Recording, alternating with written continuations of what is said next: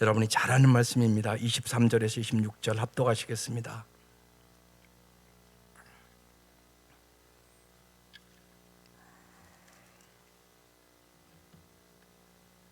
네, 시작. 예수께서 대답하여 이르시되 인자가 영광을 얻을 때가 왔도다.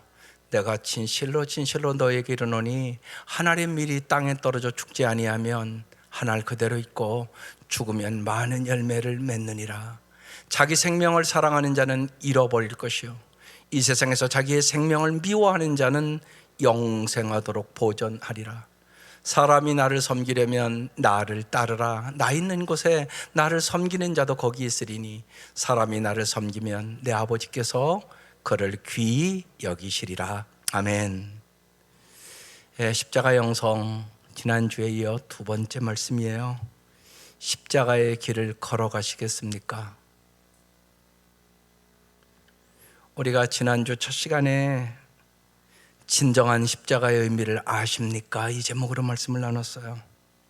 진정한 십자가의 의미를 알 때 우리는 죄악과 세상과 육신의 정욕과 마귀를 이길 수 있거든요. 오늘은 두 번째 시간이에요. 여러분에게 진짜 물어보는 거예요. 주님과 함께 십자가의 길을 걸어가시겠습니까? 그래서 이 자리에 오셨습니까?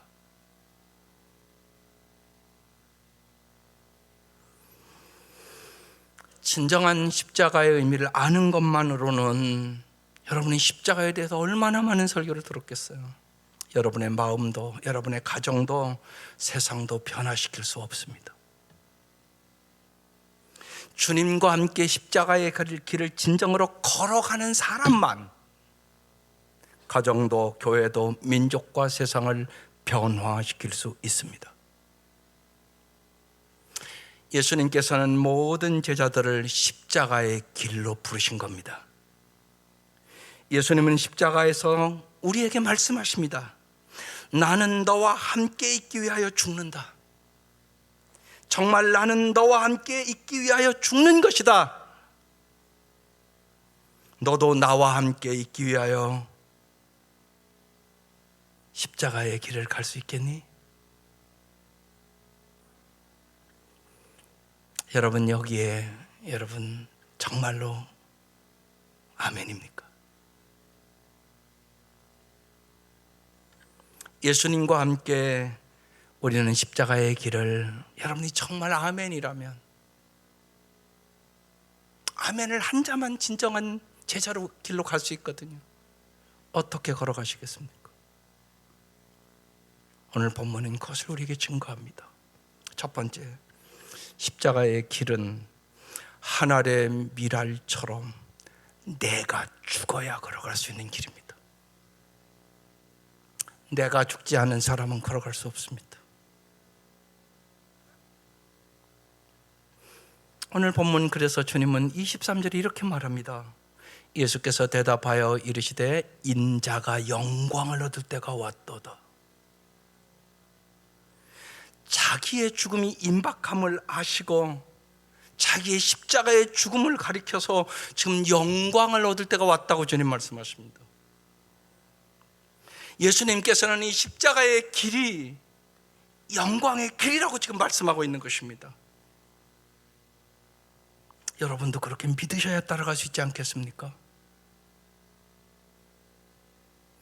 우리는 지금 그 결과로 죽음의 형틀인 십자가는 구원의 표정이 되었고 영원한 영광의 십자가가 되었음을 여러분 잘 알고 있지 않습니까?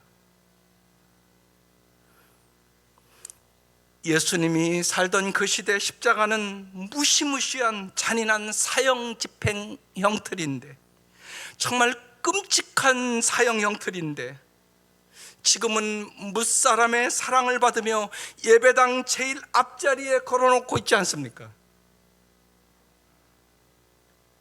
주님이 십자가 위에서 자신의 생명에 집착하지 않으시고 죽어지는 한 알의 밀알이 되심으로 결과적으로 진리의 영광이 영원한 구원의 영광이 그 십자가에 덧입혀졌기 때문에 우리는 십자가를 여기다 걸어놓고 수많은 사람들이 가정에도 십자가를 걸어놓고 자기의 목에도 십자가를 걸고 다닙니다. 그래서 우리는 반드시 알아야 됩니다. 예수를 따르는 십자가의 길은 영원한 영광의 길임을 믿으셔야 합니다. 그 사람만 십자가의 길 가는 겁니다. 그러면서 주님은 기가 막힌 비유를 오늘 여러분이 잘 아는 24절 말씀에 하는 것입니다. 내가 진실로 진실로 너희에게 이르노니, 여기 진실로 진실로라는 얘기는요, 진심으로 진심으로 말한다, 그런 뜻입니다. 한 알의 밀이 땅에 떨어져 죽지 아니하면 한 알 그대로 있고 죽으면 많은 열매를 맺느니라. 여러분 다 믿으시잖아요, 이거요. 예수님께서는 하나님을 믿고 따른다는 것은 스스로 죽어지는 한 알의 밀알이 되는 데 있다는 것이에요. 그것만이 가장 영광스러운 삶이라고 말씀하는 거예요. 예수님도 스스로 죽어지는 하나님의 밀알이 되기 위하여 이 땅에 오셨다는 거죠. 스스로 죽어지는 하나님의 밀알이 될 때 바로 그곳에 하나님이 주시기 원하시는 풍성한 열매가 맺혀진다는 것이에요.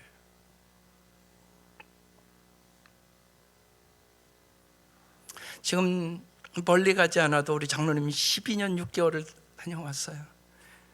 정말 하나님이 하셨다고 말할 수밖에 없는 장로님과 권사님 두 분의 희생이 어떻게 보면 하나님의 밀알처럼 거기 가서 희생했는데,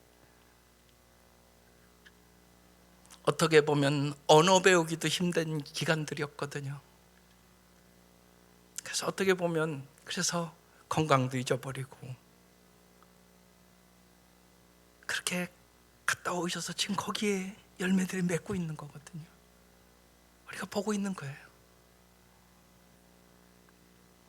하나님의 밀알이 썩어질 때만 풍성한 열매를 맺는다는 사실이에요.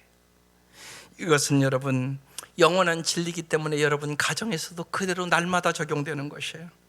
내가 내 가족을 사랑한다는 것은요, 나 자신이 스스로 죽어진 하나님의 밀알이 되는 것을 의미해요. 내가 나를 죽이지 않는데 어찌 다른 생각, 다른 계획, 다른 뜻을 품고 사는 내 가족을 정말로 수용하고 사랑할 수 있겠어요?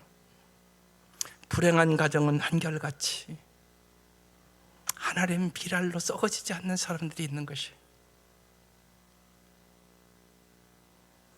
도리어 내가 만든 틀에 끊임없이 내 가족을 몰아넣고 내 생각대로 안 된다고 감정을 퍼붓고 소리를 지르고, 심지어는 애들도 자기의 틀에 넣고 부모가 압박하고 공부로 모든 것을 판단하고 인격적으로 대화하지 않고, 그래서 관계를 파괴하고 존재를 무시함으로 말미암아 얼마나 많은 사람들이 불행하게 살아가는지 모릅니다.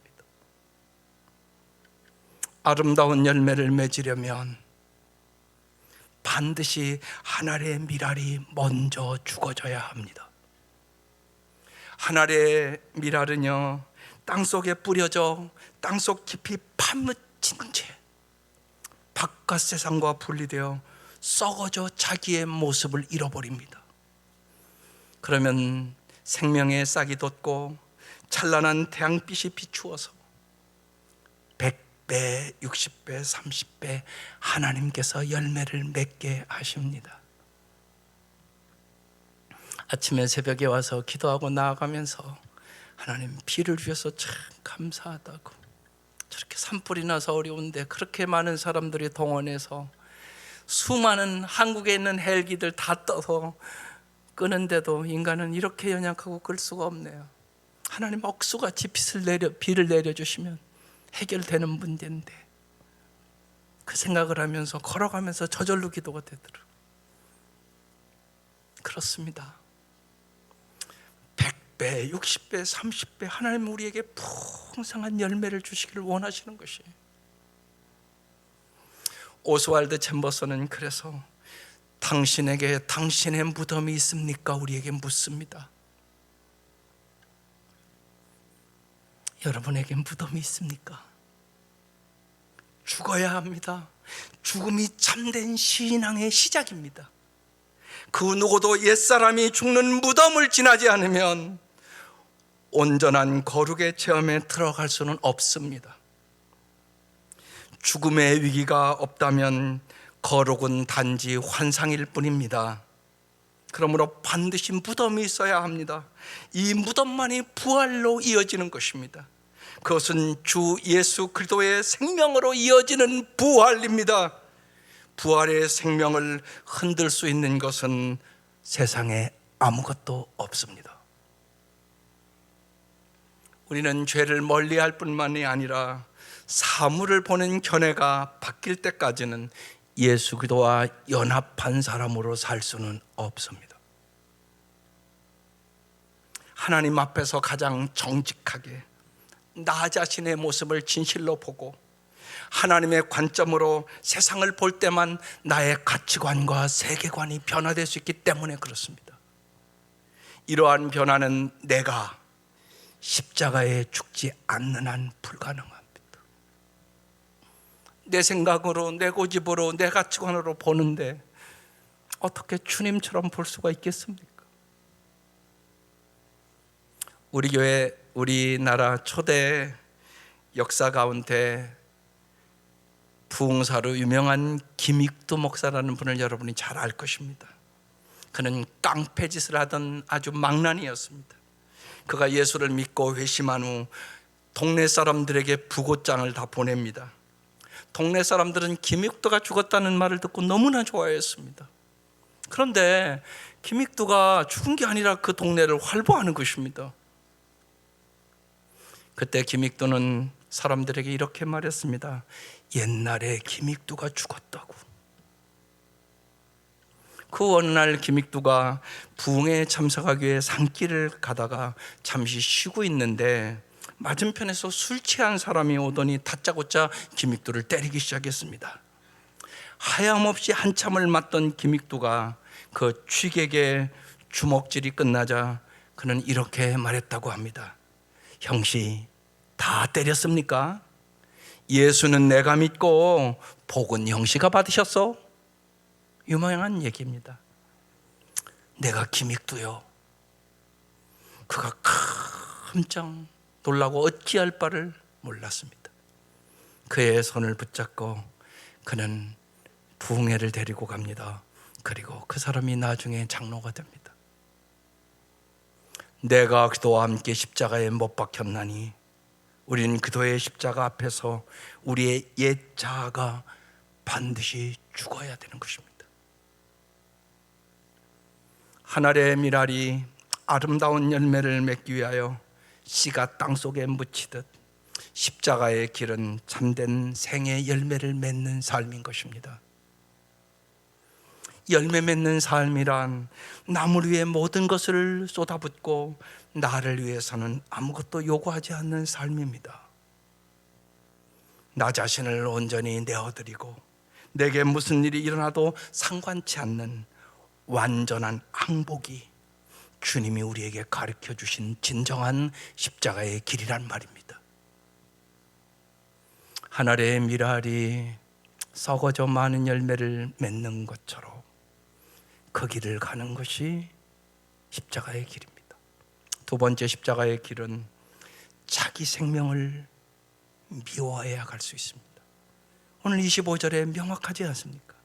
자기의 생명을 사랑하는 자는 잃어버릴 것이요, 이 세상에서 자기의 생명을 미워하는 자는 영생하도록 보존하리라. 두 종류의 사람이 있다고 얘기하는 겁니다. 여러분은 자기의 생명을 사랑하는 자입니까? 자기의 생명을 미워하는 사람입니까? 당신 어떤 사람입니까? 여기 잃어버린다는 말씀은 파괴한다는 원어의 의미입니다. 죽어지지 않는 미랄은 절대로 많은 열매를 맺을 수 없기 때문에 하늘의 미랄 그 자체에 집착하는 미랄은 실은 자기 자신을 파괴하는 거라는 의미입니다. 그래서 자기 생명을 미워하는 자만 영생하도록 보존된다는 것입니다. 죽어지는 하늘의 밀알은 반드시 많은 열매를 맺는 법이기 때문에 하늘 그 밀알 그 자체에 집착하지 않는 것은 자기의 생명을 영원히 보존하는 것이라는 의미입니다. 그런데 얼마나 많은 사람들이 자기 자신의 집착함으로 참된 자아를 파괴하고 파멸을 시키고 있는지 모릅니다. 자기 생명을 사랑하는 자는 예수님을 따라 십자가의 길을 갈 수 없습니다. 십자가 앞에서 예수님을 버리고 다 도망간 제자들의 모습을 여러분이 너무나 잘 알지 않습니까?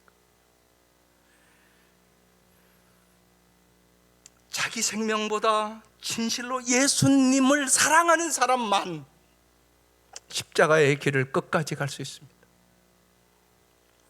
그 사건이 여러분이 잘 아는 사랑하는 제자들이 다 도망가고 다시금 디베레아 바닷가에 가서 그들은 그물을 던집니다.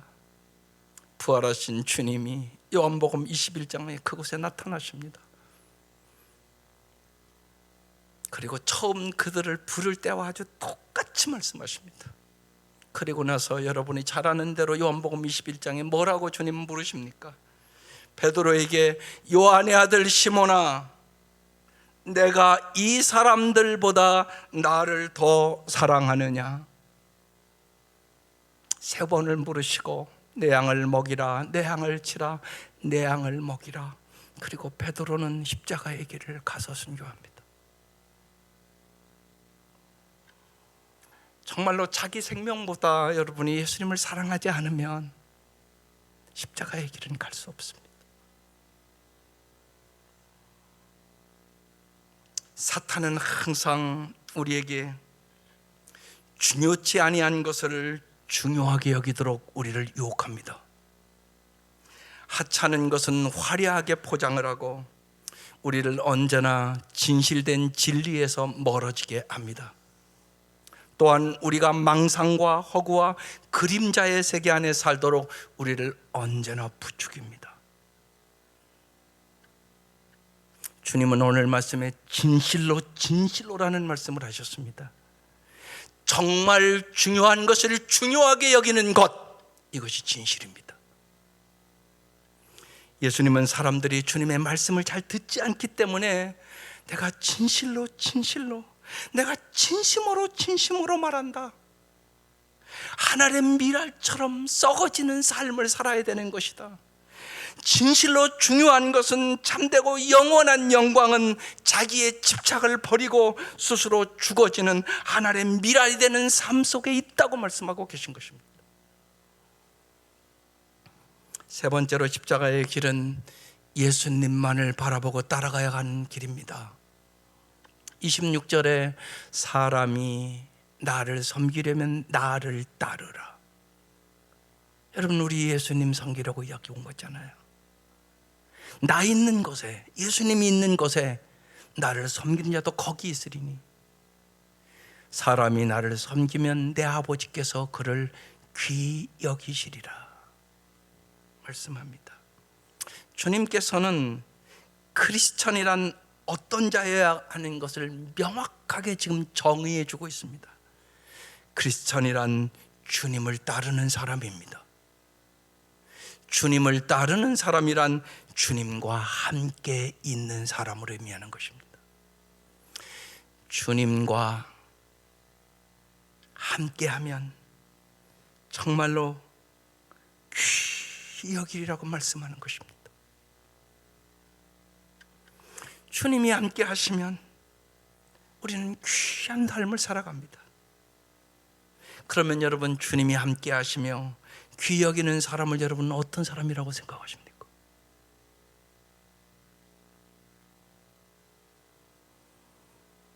주님은 갈라디아서 6장에 이렇게 말씀합니다. 스스로 속이지 말라. 하나님은 만유리 여김을 받지 아니하시나니 사람이 무엇으로 심든지 그대로 거두리라. 뿌리지도 심지도 않고 거두려고 하는 것은 스스로 속이고 있다는 것입니다. 여러분, 요새 무엇을 심고 계십니까? 여러분 뭔가 심고 사는 거 아닙니까? 날마다 정의를 심은 뒤에 정의를 열매를 거두려는 사람이 귀한 사람입니다. 정직의 씨앗을 뿌린 뒤에야 정직한 사회가 되기를 고대하는 사람이 귀한 사람입니다. 진리를 위해 스스로 죽어짐으로 진리가 지배하는 사회가 되기를 원하는 사람이 귀한 사람입니다. 허망한 육체의 소욕을 미워함으로 영원한 생명을 누리기를 원하는 사람이 귀한 사람입니다. 뭐가 귀한가를 우리가 잘 아셔야 된다는 얘기입니다. 그래야 진실로 주님이 있는 곳에, 주님이 가는 곳에 내가 함께 갈 수 있기 때문에 그렇습니다. 사람은 언제나 자기가 중요하다고 여기는 것을 따라가기 때문에 그렇습니다. 주님이 귀히 여긴 것, 그것을 따라가야 된다는 말씀입니다. 그러면 마지막으로 우리는 어떻게 구체적으로 십자가의 길을 갈 수 있겠습니까?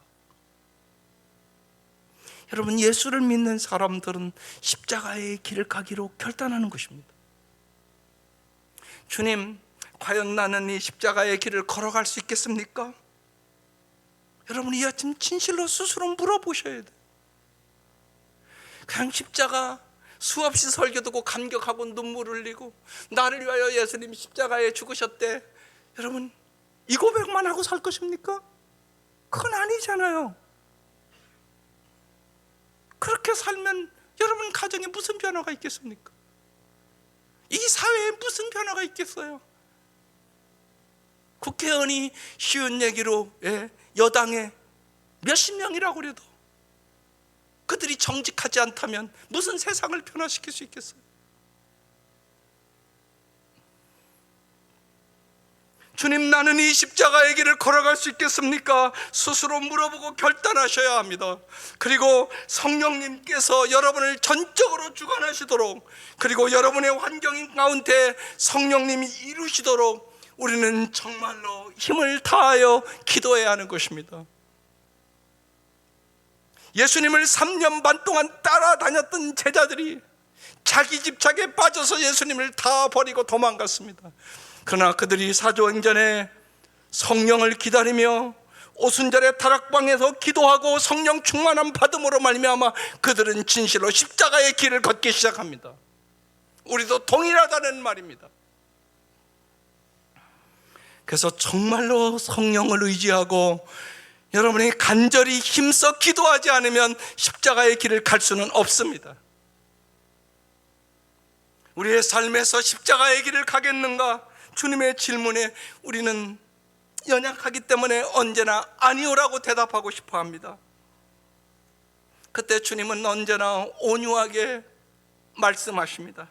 만일 내가 하나님과 끊어지지 않는 친밀한 교제와 깊은 생명을 체험하기를 원한다면 너는 반드시 십자가의 길을 가야 한다고 말씀합니다. 내가 만일 진실로 열매를 맺기를 원한다면 오직 이 길밖에 없다고 말씀합니다. 이제 너는 감성적인 기쁨으로 살 것인지 십자가의 길을 선택해서 영생하는 열매를 맺을지 그 선택권은 너에게 있다고 말씀합니다. 여러분, 무엇을 진실로 선택하겠습니까? 여러분, 이 자리에 앉아있다고 우리가 십자가의 길을 진짜 가는 겁니까? 주님을 위하여 당신이 고난받은 게 뭐가 있습니까? 우리 자신을 진짜 돌아보십시다. 주님의 물음에 여러분은 어떤 선택을 하겠습니까? 하나님의 은혜로 열매를 맺기 위해 십자가의 길을 선택하시겠습니까? 여러분, 아멘입니까? 여러분, 아멘이면 아멘으로 대답을 하시라고요. 하나님의 은혜로, 은혜가 아니면 갈 수 없는 길이니까 정말 열매를 맺기 위하여 십자가의 길을 가시겠습니까? 그러면 이제 생각하셔야 됩니다. 이제 믿음의 어두운 길을 걷기 시작하는 것입니다. 그 길을 걸으면, 십자가의 길을 걸으면 하나님이 살아계시지 않은 것 같은 어둠을 느낄 때가 반드시 있습니다. 그때마다 주님, 이 십자가의 길은 내가 원해서 선택한 길입니다 고백하면서 묵묵히 그 길을 걸어가야 하는 것입니다. 믿음의 주여 온전케 하시는 예수 기도를 항상 바라보고, 그래, 내가 힘들고 어려워도 예수님의 이 땅에 나를 구원하려고 오신 그 형편보다는 낫지 생각하고 주님을 바라보고 따라가야 하는 것입니다. 생각해 보십시오. 예수님의 인생은 대부분을 가난하게 사셨습니다. 많은 비방과 오해를 받았습니다. 가족들에게 창피한 존재 취급을 받으셨습니다. 가까운 제자들에게 다 배신을 당하고 30대 초반 이른 나이에 로마 정부에 의해 잔인하게 십자가에 못 박혀 죽으셨습니다. 이게 예수님의 삶이지 않습니까? 예수님께서 나를 따르려면 생명을 얻기 위하여 잃어야 하고 매일 자신을 부인하고 자기 십자가를 지고 나를 따르라고 말씀하셨습니다. 그렇다고 예수님이 우리의 행복을 반대한 것은 아닙니다. 예수님은 에덴 동산을 회복시키려고 이 땅에 오셨습니다. 그래서 요한계시록에 새 하늘과 새 땅이라고 얘기합니다. 깊은 행복만 가득한 세상을 만들기 위하여 예수님이 이 땅에 오신 겁니다. 하지만 이 약속이 이루어지기 위해서는 아직은 기다려야 한다는 말입니다.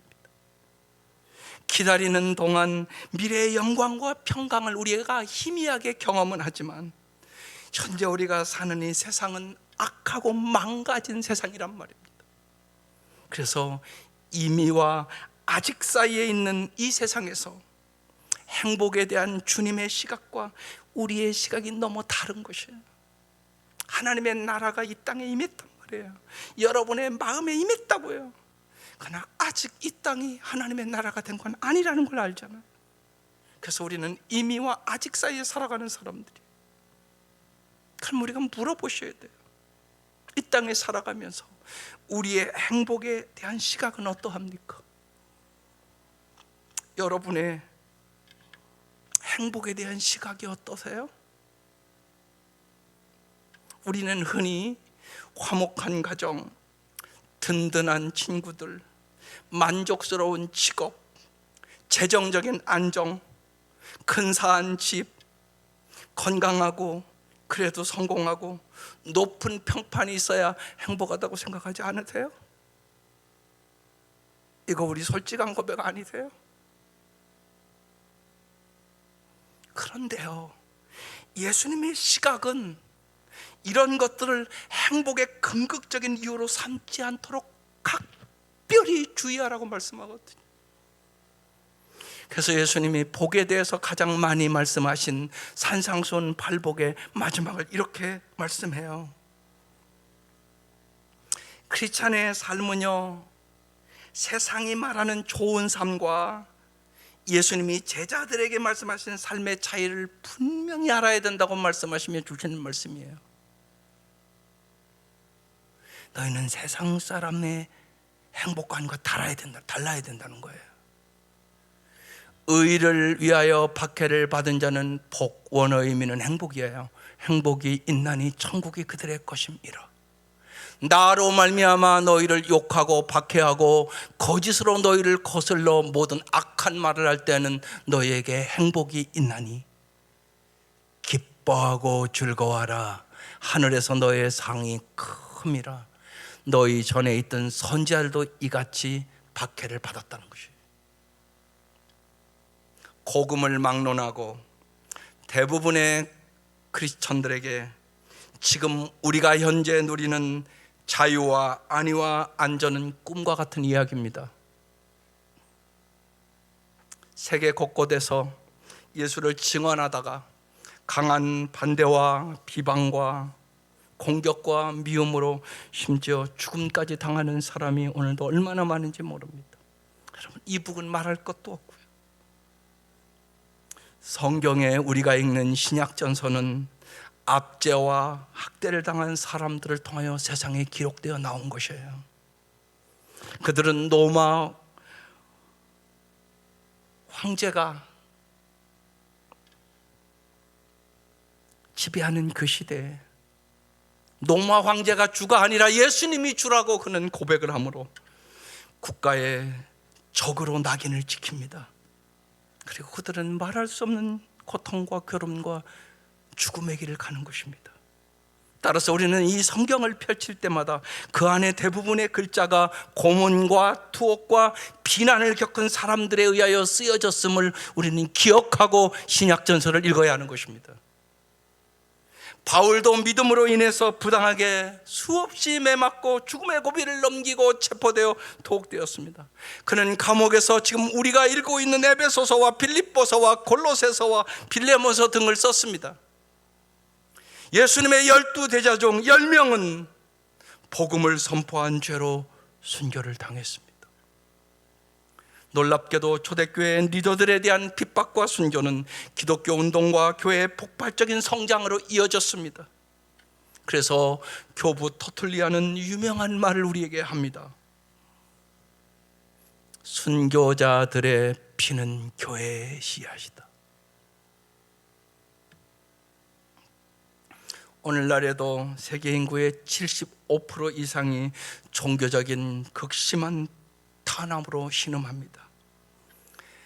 제가 통계적인 보고를 보니까 매달 약 322명의 크리스찬들이 매달 죽임을 당합니다. 214개의 교회와 기독교 시설들이 파괴되고 수많은 폭력이 신자들을 상대로 자행되고 있습니다. 이게 오늘 세계 크리스찬들의 모습입니다. 우리는 그래서 너무나 자유롭고 너무나 평안하고 너무나 안일해서 주님으로부터 너무 멀어지고 있지는 않느냐는 것입니다. 그것은 영적인 타락을 초래하기 때문에 그렇습니다. 이러한 상황 속에서 소위 꿈과 희망과 자유의 나라에 사는 우리들은 영혼에서 우러나오는 깊은 질문을 진실로 해봐야 되는 것입니다. 모든 사람이 생명과 자유와 행복을 추구하는 권리를 갖는 것이 하나님의 뜻이요, 우리 믿는 사람들이 깊이 생각해야 할 일 아니겠습니까? 정말 우리는 왜 예수님이 십자가의 길을 가셨는지 우리는 깊이 생각하고 예수님을 따라 십자가의 길을 가는 사람만 진정한 크리스찬이 됨을 깨달아야 된다는 말입니다. 십자가의 길을 안 가는데 무슨 진정한 예수를 닮은 사람이 될 수 있겠습니까? 우리가 성령 충만함을 경험하지 못하고 성령의 열매를 거두지 못하는 이유는 예배를 드리지 않거나 기도의 부족이 아니올시다. 주님의 고난에 동참할 마음을 가지고 기도하고 정말로 주님의 십자가를 생각하며 우리가 진실로 그 길을 가지 않는 예배만 드리기 때문에 그런 것입니다. 여러분, 예배가 뭡니까? 예수님의 말씀에 내가 반응하고 살아가는 것이 예배입니다. 우리는 십자가의 길을 가는 그도인인 것입니다. 우리의 가정에서, 우리의 직장에서, 우리의 일터에서, 이 세상에서 어떻게 가겠습니까? 십자가의 길을 가는 크리스찬은 정의로의 부름을 받은 사람들인 것입니다. 세상에서 억압과 박해를 받는 약자들을 옹호하고 그 억울함을 해소해주는 정의로의 부름을 언제나 생각하고 누군가 인종이나 종교, 정치적인 입장 때문에 핍박을 받을 때마다 그 순간 그 자리에 진정한 크리스찬이 있어야 한다는 말입니다. 그래야 이 땅에 정의가 이루어지니까. 그래서 십자가에서 정의를 위하여 예수님 죽으셨다고요. 그뿐만이 아니라 십자가의 길을 가는 크리스찬은 용기로의 부름에 응답해야 합니다. 진리를 말하는 것은 언제나 용기가 필요합니다. 이 선지자적 사명을 감당하려면 경멸을 당하거나 큰 대가를 치를 각오를 해야 합니다. 우리가 읽는 구약전서 수많은 참다운 선지자는 한결같이 그들은 고난과 죽음을 경험했습니다. 독일의 목사이자 반나치 운동가였던 디트리 보네포라는 분이 있습니다. 압제당하는 약자들을 위하여 친구들은 너 독일에 들어가면 죽는다고 그렇게 말렸는데 그는 죽으러 자기의 고국으로 들어갑니다. 그리고 히틀러에 반대하여 운동을 하다가 그는 잡혀 감옥에서 들어가 죽습니다. 그 디트레 보네파가 한 유명한 얘기입니다. 제자도는 그도의 고난에 동참하는 것을 의미합니다. 따라서 크리스천들이 고난을 감수하는 것은 너무도 당연합니다. 사실 고난은 기쁨이요 그분의 은혜의 증거입니다. 여러분 이렇게 믿을 수 있기를 바랍니다. 바울은 이 진리를 외치면서 고린도서 7장 4절에 이렇게 우리에게 증거해 줍니다. 내가 우리의 모든 환난 가운데서도 위로가 가득하고 기쁨이 넘치는도다. 골로새 1장 24절은 이렇게 고백합니다. 이제 나는 여러분을 위하여 고난받는 것을 기쁘게 여기고 있으며 그도의 남은 고난을 그분의 몸 곧 교회를 위하여 내 육신으로 채워가고 있습니다. 고난과 환난이 크면 클수록 주님이 세상에서 줄 수 없는 기쁨과 은혜로 이겼다는 것입니다. 더 큰 하나님의 은혜와 사랑을 경험했다는 고백들인 것입니다. 서양 속담에는 그래서 이런 말이 있습니다. 크리스천은 홍차와 같습니다. 뜨거운 물에 넣고 흔들어야 제맛이 납니다. 예수님은 나를 따르려면 박해를 받는 것이 정상이라고 우리에게 말씀하십니다. 예수님이 말씀하신 박해는 물론 예수님과 그분의 진리와 은혜와 사랑을 충실히 따를 때 찾아오는 박해입니다. 바울은 그래서 빌립보서 1장 29절에 이렇게 고백을 합니다. 그리스도를 위하여 여러분에게 은혜를 주신 것은 우리 다 넘치는 은혜 받았습니다. 저는 지난 한 주간 동안 정말 하나님의 은혜에 대해서 깊이 묵상했습니다. 말로는 형용할 수 없는 은혜. 십자가의 그 은혜를 우리가 어떻게 말로 다 표현할 수 있겠습니까? 그런데 하나님이 우리에게 은혜를 주신 것은 그분을 믿을 뿐만 아니라 여러분 천국은 다 가는 거잖아요. 우리 그분을 위하여 이 땅에서 너무나 고통과 괴로움과 아픔과 불의 속에 신음하는 사람들이 많기 때문에 고난도 받게 하기 위한 것입니다. 그렇게 말씀하고 계신 것입니다. 30절에는 여러분도 내가 싸우는 것과 같은 싸움을 하고 있습니다. 여러분 우리도 싸워야 된다는 것이에요. 그것은 여러분이 전에 보았고 지금도 듣고 있는 싸움입니다. 이 땅에서 묵묵히 십자가의 길을 걸어간 사람, 정말 내가 닮고 싶은 사람, 여러분 그가 누굽니까? 깊이 생각해 보면서 바보 의사 장기려 박사님이 내 마음속에 깊이 왔습니다. 장기려 박사의 그 사랑의 삶, 그것은 정말 우리에게 깊은 감동을 줍니다. 장기려 박사의 비문에는 이렇게 새겨져 있답니다. 의사 박사 장기려 모든 것을 가난한 이웃에게 베풀고 자기를 위해서는 아무것도 남기지 않은 선량한 부산 시민 의사 크리스천. 장기려 박사가 의사가 된 동기를 이렇게 기록해 놨습니다. 치료비가 없어서 의사의 진찰도 받지 못하고 죽는 환자는 너무나 불쌍하다고 생각했다. 나는 평생 그러한 환자를 위하여 살기로 결심했다. 이 결심을 잊지 않고 살면 내 생애는 성공이요, 이 생각을 잊어버리면 나의 생애는 실패라고 생각한다.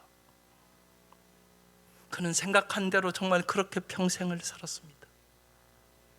성산 장기려 박사의 좌우명 성산사문이라는 것이 있습니다. 이런 내용입니다. 사랑의 동기가 아니면 말을 삼가라. 옳은 것은 옳다 하고 아닌 것은 아니다 알아. 문제의 핵심은 자신이 져야 한다. 장기려 박사는 어떤 상황에서든지 기쁨을 잃지 않았고 범사에 감사했고 언제나 기도하는 사람이었다고 합니다. 그는 기회가 있을 때마다 사람들에게 이렇게 말했습니다. 바보 소리를 들으면 성공한 거요. 바보 소리를 들으면 성공한 거요. 그렇게 언제나 주위 사람들에게 이야기를 했다고 그럽니다. 장기려 박사가 보여준 삶은 십자가의 길을 걸어가신 예수님의 삶을 보여준 삶이었습니다. 그래서 오늘 미랄 찬양을 드린 겁니다. 예수처럼 살아가게 하옵소서. 사랑하는 성도 여러분, 우리는 사순절을 지나갑니다. 십자가의 감동을 우리 다 받으셨지 않겠습니까? 이제는 십자가의 길을 걸어가야 하는 것입니다. 여러분의 가정에서, 일터에서, 직장에서, 이 세상에서,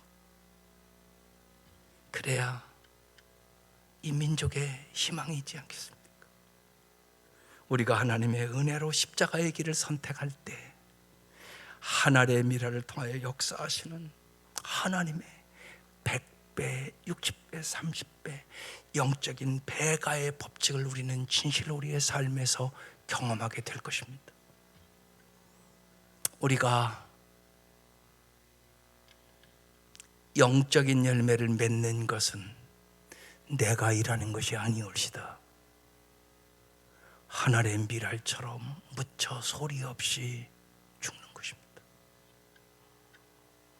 하나님께서 정말 우리의 영혼의 눈을 열어주셔서 예수님이 보여주신 십자가의 길을 걷게 하시고 우리의 자아가 땅속에 묻혀 죽음으로 영생의 열매를 풍성히 맺는 진실로 복된 삶을 살아가는 저희들이 될 수 있기를 주의 이름으로 축원합니다. 기도드리겠습니다.